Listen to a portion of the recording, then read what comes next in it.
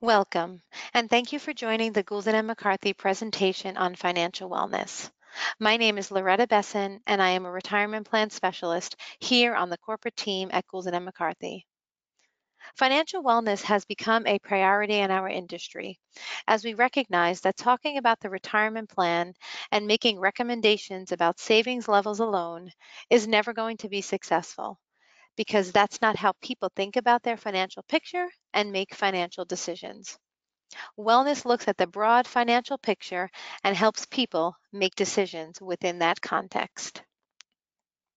To kick off this conversation, we want participants to take a moment to think about how they are doing toward achieving their financial goals and if they feel they are on track based on their needs. All too often we hear, I'm doing okay. Well, okay isn't good enough. We want to ensure participants feel confident in their plan and have a clear direction with respect to meeting their retirement needs and overall financial goals. We strive to design a great program for participants, which will ultimately give them the tools and resources to be successful. As we go beyond the discussion of retirement planning, we may start to think, what am I missing? What do I need to know that can help me? There's a lot of talk these days about wellness, about balancing all parts of our lives, including emotional, physical, social, environmental, and mental. Financial wellness is an important part of this balance. Though financial wellness incorporates financial planning, it's actually something bigger. It's how we build a relationship with our finances. We need to take a holistic approach to planning, saving, spending, and investing in order to gain the knowledge, skills, and tools to help reach our goals. Financial wellness begins with awareness. The goal and objective of the wellness program is to help educate, engage, and provide participants access to tools and information. Our agenda today will cover the following questions. What is financial wellness? How can you achieve financial wellness? And what steps you can begin taking today? Financial wellness is defined as effectively managing your economic life, whereby an individual is spending within their means, is financially prepared for emergencies, and has access to tools and information to make informed decisions. You need to have a plan. In this presentation, we will define financial wellness a bit more specifically. We'll include a look at a major obstacle to financial wellness, the impact daily stress has on our ability to make thoughtful, rational decisions, both now and for the future. We have learned that approximately 24% of Americans have no emergency savings. The ability to manage daily finances while setting short and long-term investment goals will help you focus on things like building an emergency cushion, paying off your home mortgage, setting up a college fund, and even saving more for retirement. We begin with education. The goal of financial wellness is to help you adopt healthy savings and investing behaviors that are attainable and maintainable over time. Ultimately, we want to help participants reduce stress and increase their financial security. For employers, this is equally important to productivity, managing stress levels, and overall helps make employees better. Thriving and financial well being does not mean having a high income, but instead, consistently managing one's finances to reduce stress and increase their financial security. To achieve financial wellness, we need to understand and address everything we're dealing with financially, which is a reflection of who we are as individuals. Financial wellness is a comprehensive approach and ongoing practice of developing skills to better manage your money. It focuses on how all of the pieces of your financial life fit together, balancing planning for immediate needs while also taking into account long-term goals. When we talk about financial wellness, there are three primary areas to consider: saving, spending, and planning. Now let's talk about what may be the biggest enemy of financial wellness, namely stress. So who's feeling financial stress? In general, 63% of those surveyed are feeling financial stress. There are some people who feel financial stress more than others. While baby boomers and men have stress associated with finances, they tend to be lower than the average. Generation X, which is often called the sandwich generation, as they may be stuck financially helping generations above and below them, whether that's saving for kids' college, adult children and aging parents moving in, and also helping adult children and aging parents financially. Millennials, those out of college recently, are hitting some major milestones in their life, either just starting a career, starting a family, or even buying their first home.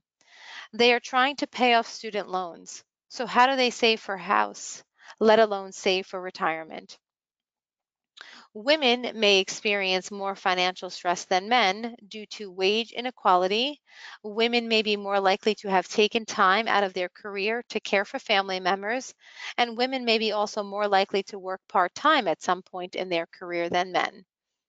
Of course, there are men who do the same, but women traditionally are far more likely to be in that position.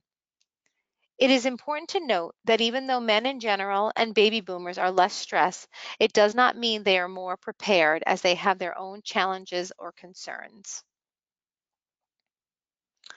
From a recent survey that was conducted, these are the financial obligations people feel are most important to improving their financial situation. As you can see here at the top of the list, people would like to save more for retirement to improve their financial situation. Even though people are participating in their employer-sponsored plans and trying to get on track, they may feel that they're still behind. Having emergency savings was number two. Just like saving for retirement, emergency savings doesn't come as a monthly bill to pay, so it gets ignored or gets put off.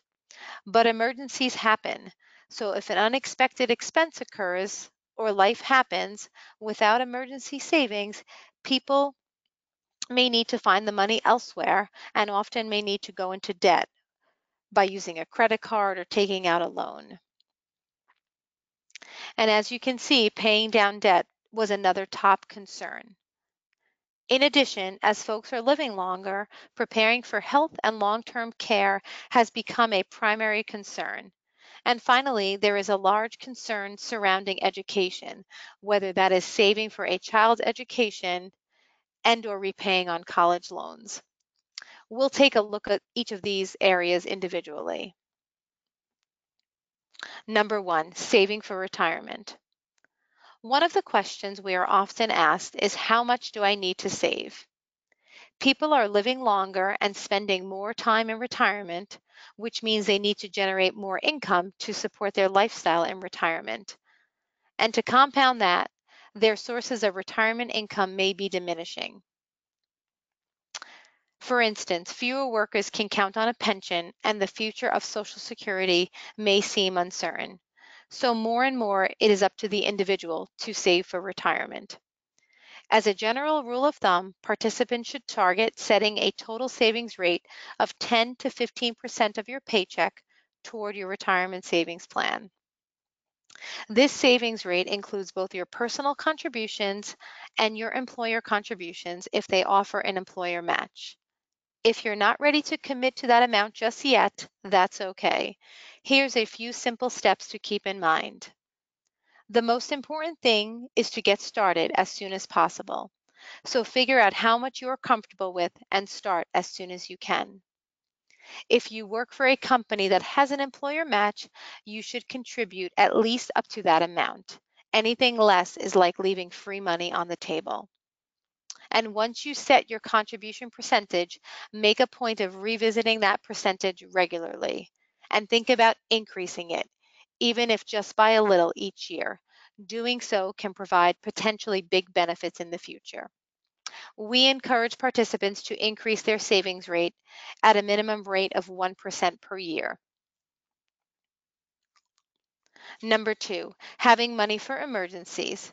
Having money for emergencies can prevent the need to use credit cards or tap into retirement accounts if an unexpected expense comes up. We suggest setting aside 3 to 6 months of expenses.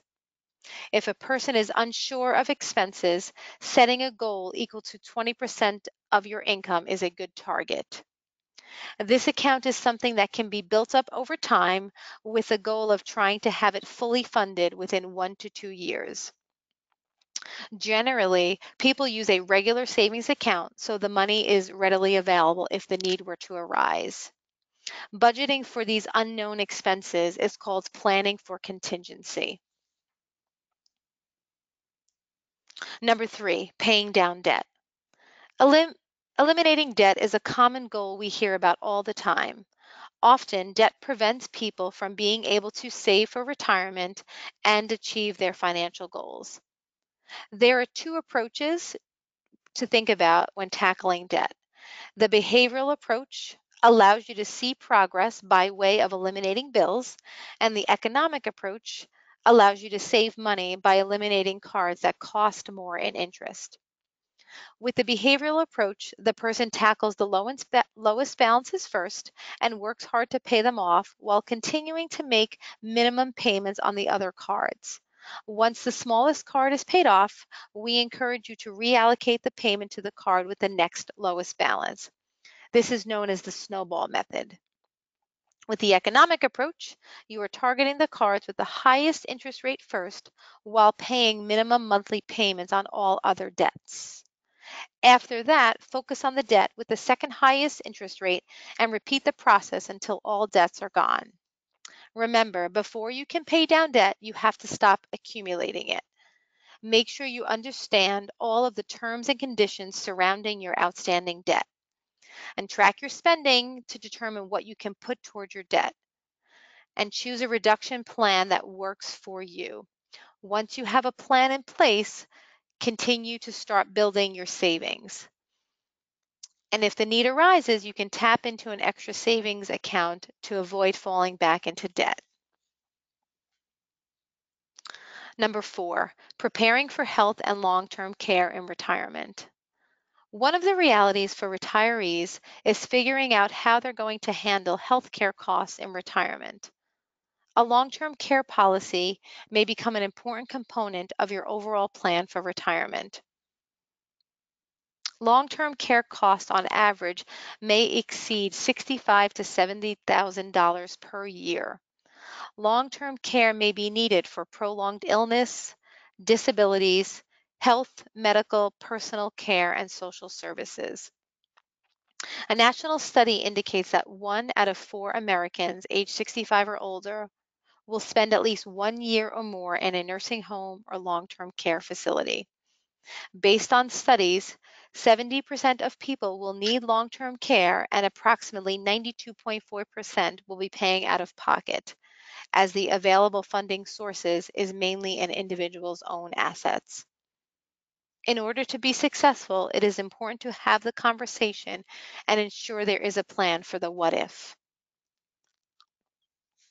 And finally, number five, saving for education. For many of us, saving for college is a major financial investment. At times, it can seem overwhelming. Now is a good time to plan properly so it doesn't have to be. There are different vehicles to use when thinking about saving for education. A regular savings account can be used whereby you invest money and pay taxes along the way, or using a tax advantage account such as the 529 plan may be a good strategy to help cover those costs. A 529 plan is a tax advantage savings plan sponsored by states, state agencies, or educational institutions. Earnings in a 529 plan grow on a federal income tax deferred basis and may also be eligible for state tax deductions. You can use 529 funds to help pay for qualified expenses, including books, supplies, and special services, as well as tuition, room and board, and equipment. We encourage you to continue saving toward retirement today and to only consider reducing your retirement contributions to fund a college account if you feel your retirement is on track. Engagement. So now that we know what's top of mind, let's look at a process to help us pursue financial wellness. Getting organized. Understanding where you currently stand, setting goals, and aligning your resources. Taking positive action based on informed decisions and successful outcomes, or racking up the small accomplishments that lead to the big ones. It's what energizes us and keeps us moving forward. Now, if we organize, act, and decide appropriately, we could increase our chances of achieving the outcomes we're aiming for. When it comes to building retirement readiness and other aspects of financial wellness, we're looking for a steady stream of encouraging outcomes. This is a journey that will take time. A healthy focus on the future and the feeling that you're thriving today, a feeling of financial and emotional well being, and the ability to maintain your lifestyle as you build for, transition into, and live in retirement. And as always, a clear understanding of your next steps and a clear pathway for getting them done. The ultimate outcome we're looking for is feeling in control of our finances, to know we are on track with our goals, and to make confident choices. This is financial wellness. Access. Please ensure to utilize the tools and resources available on your Record Keepers participant website, including retirement income projections, asset allocation tools, savings calculators, and the financial wellness portal. Thank you for your time. As always, Goulden and McCarthy is available to participants. If you have any questions or concerns that we may assist you with, please feel free to reach out to our office. We are happy to assist you. Thank you for your time and have a great day.